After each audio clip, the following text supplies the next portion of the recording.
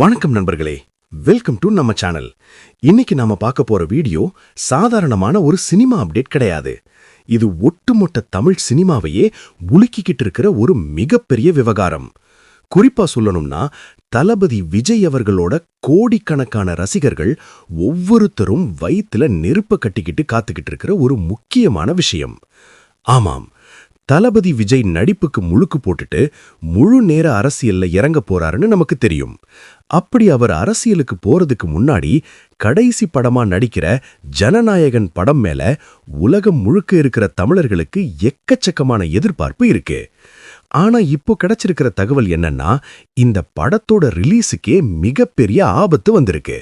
அது மட்டும் இல்லாம, இந்த இக்கட்டான சூழ்நிலையை பயன்படுத்திக்கிட்டு அமேசான் நிறுவனம் ஒரு மிகப்பெரிய நம்பவே முடியாத ஒரு ஆஃபரை படக்குழுவுக்கு கொடுத்திருக்கிறாங்க.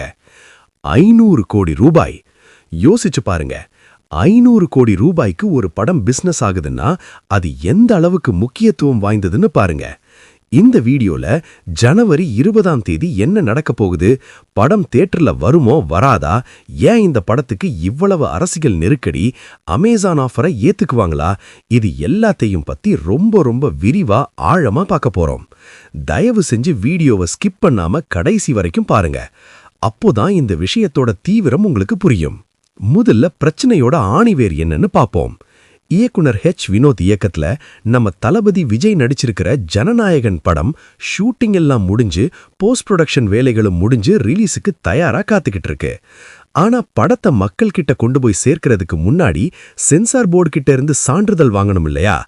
அங்கதான் இப்போ பெரிய பூகம்பமே வெடிச்சிருக்கு. வழக்கமா ஒரு பெரிய ஹீரோ படம்னா சென்சார் போர்டு பார்த்துட்டு சின்ன கரெக்ஷன் சொல்லி சர்டிபிகேட் கொடுத்துடுவாங்க. ஆனா இந்த படத்துக்கு சென்சார் சர்டிபிகேட் கொடுக்காம இழுத்தடிச்சுக்கிட்டே இருக்கிறாங்க. இது சாதாரண தாமதம் மாதிரி தெரியல. இதுக்கு பின்னாடி பெரிய அரசியல் சதி இருக்குன்னு கோலிவுட் வட்டாரத்துல பலரும் கிசுகிசுக்கிறாங்க. ஏன்னா தளபதி விஜய் இப்போ ஒரு அரசியல் கட்சி தலைவர். அவர் நடிக்கிற இந்த படத்துல பேசுற வசனங்கள் ஆளும் கட்சியையோ அல்லது மத்திய அரசையோ தாக்குற மாதிரி இருக்கலாம்னு அவங்க பயப்படுறாங்க போல இருக்கு. இதனால கடுப்பான படக்குழு இதுக்கு மேல இவங்க கிட்ட பேசி பிரயோஜனம் இல்லைன்னு முடிவு பண்ணி நேரா டெல்லிக்கு ஃபிளைட் ஏறி உச்ச நீதிமன்றத்துக்கே போயிட்டாங்க. அங்க போய் எங்க படத்துக்கு வேணும்னே சென்சார் சான்றிதழ் தராம இழுத்தடிக்கிறாங்க, நீங்க தான் இதுக்கு ஒரு வழி சொல்லணும்னு அப்படின்னு முறையிட்டாங்க. ஆனா உச்ச நீதிமன்றத்துல அவங்களுக்கு ஒரு பெரிய ஏமாற்றம் தான் மிஞ்சிச்சு. நீதிபதிகள் என்ன சொல்லிட்டாங்கன்னா, இதுக்கெல்லாம் நாங்க தீர்ப்பு சொல்ல முடியாது, நீங்க முதல்ல சம்பந்தப்பட்ட உயர் நீதிமன்றத்தை, அதாவது சென்னை ஹைகோர்ட்டை அணுகுங்க, அவங்க என்ன சொல்றாங்கன்னு பாப்போம் அப்படின்னு சொல்லி மனுவை தள்ளுபடி பண்ணிட்டாங்க. இது படக்குழுவுக்கு ஒரு மிகப்பெரிய சறுக்கல்னே சொல்லலாம். ஏன்னா அவங்க உச்ச நீதிமன்றம் தலையிட்டா உடனே தீர்வு கிடைக்கும்னு நம்பினாங்க. இப்போ வேற வழியே இல்லாம சென்னை உயர் நீதிமன்றத்துல வழக்கு தொடர்ந்திருக்காங்க. இந்த வழக்கு விசாரணை வர்ற ஜனவரி 20ஆம் தேதி நடக்க இருக்கு. இந்த தேதியை நல்லா குறிச்சு வச்சுக்கோங்க நண்பர்களே. ஏன்னா ஜனவரி 20ஆம் தேதி தான் தளபதி வசிகர்களுக்கு ஒரு தீர்ப்பு நாளுன்னே சொல்லலாம். அன்னைக்கு கோர்ட் என்ன சொல்லுதோ அதை பொறுத்து தான் ஜனவரி 26 அல்லது அதுக்கப்புறம் படம் ரிலீஸ் ஆகுமா இல்லையாங்கிறதே முடிவாகும். சரி, இவ்வளவு அவசரப்படுறாங்க, பொறுமையா ரிலீஸ் பண்ணலாமேன்னு நீங்க கேட்கலாம். இங்கதான் விஷயமே இருக்கு. தமிழ்நாட்டுல கூடிய சீக்கிரமே தேர்தல் அறிவிப்பு வரப்போகுது. தேர்தல் தேதி என்னைக்கு அறிவிக்கிறாங்களோ அன்னைக்கே தேர்தல் நன்னடத்தை விதிகள் அமலுக்கு வந்துடும். அப்படி வந்துட்டா அரசியல் கட்சிகள் சம்பந்தப்பட்ட படங்களோ அல்லது மக்களோட ஓட்டு வங்கியை பாதிக்கிற மாதிரியான கருத்துக்கள் கொண்ட படங்களோ ரிலீஸ் ஆகிறதுல நிறைய சிக்கல் வரும். தேர்தல் ஆணையம் நினைச்சா இந்த படம் தேர்தல் முடிவுகளை பாதிக்கும், அதனால தேர்தல் முடிகிற வரைக்கும் இந்த படத்தை ரிலீஸ் பண்ணக்கூடாதுன்னு தடை போட முடியும். இதுதான் படக்குழுவோட மிகப்பெரிய பயம். வினோத் பத்தி நமக்கு தெரியும். அவரோட படங்கள்ல எப்பவுமே சமூக கருத்துகளும் அரசியல் நெடி வீசும் வசனங்களும் அதிகமா இருக்கும். அதுவும் இப்போ தளபதி விஜயும் அரசியல்ல குதிச்சிருக்கிறதால கண்டிப்பா இந்த படத்துல அரசியல் அனல் பறக்கும்னு எதிர்பார்க்கப்படுது.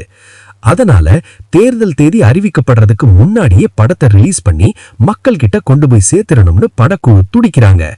ஒருவேளை கோர்ட் கேஸ் சென்சார் பிரச்சனைன்னு இழுத்துக்கிட்டே போய் அதுக்குள்ள எலெக்ஷன் டேட் வந்துருச்சுன்னா படம் ரிலீஸ் ஆகிறதுல பல மாசங்கள் தாமதமாகலாம். அது படத்தோட வசூல மிகப்பெரிய அளவுல பாதிக்கும்.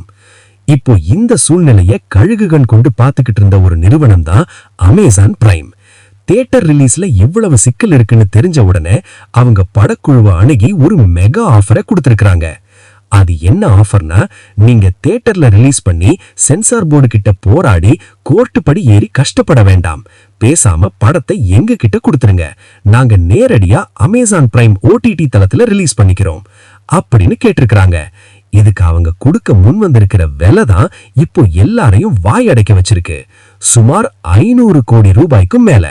யோசிச்சு பாருங்க, இந்திய சினிமா வரலாற்றிலேயே ஒரு படத்தை நேரடியா OTTல ரிலீஸ் பண்றதுக்கு இவ்வளவு பெரிய தொகையை எந்த ஒரு OTT நிறுவனமும் இதுவரை கொடுத்ததே இல்ல.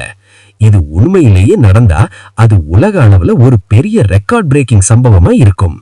தளபதி விஜயோட மார்க்கெட் ரேஞ்ச் என்னங்கிறதுக்கு இந்த 500 கோடி ஆஃபர் ஒரு மிகப்பெரிய சாட்சி. சரி, தியேட்டரை விட்டுட்டு OTTல வந்தா என்ன லாபம்? வெறும் பணத்துக்காக மட்டும் இதை யோசிக்கல. இதுல ரசிகர்களுக்கு ஒரு முக்கியமான நல்ல விஷயம் இருக்கு.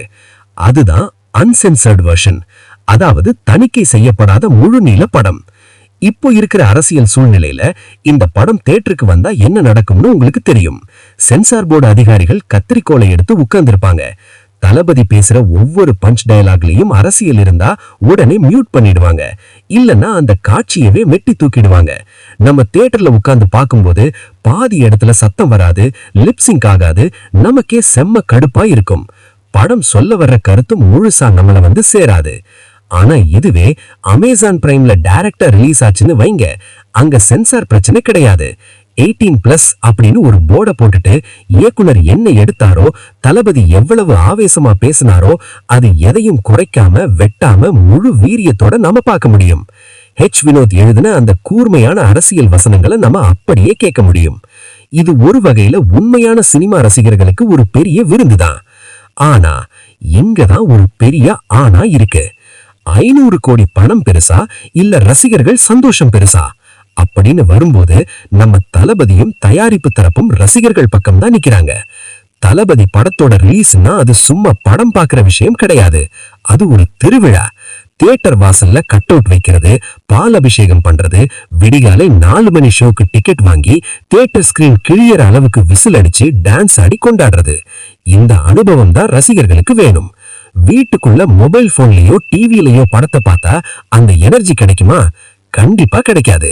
தளபதி விஜயும் தன்னோட ரசிகர்களை ஏமாத்த விரும்பல. தன்னோட கடைசி அரசியல் படமா இது இருக்க வாய்ப்பு இருக்குங்கிறதால இத தியேட்டர்ல தன்னோட ரசிகர்களோட சேர்ந்து கொண்டாடணும்னு ஆசைப்படுறாரு.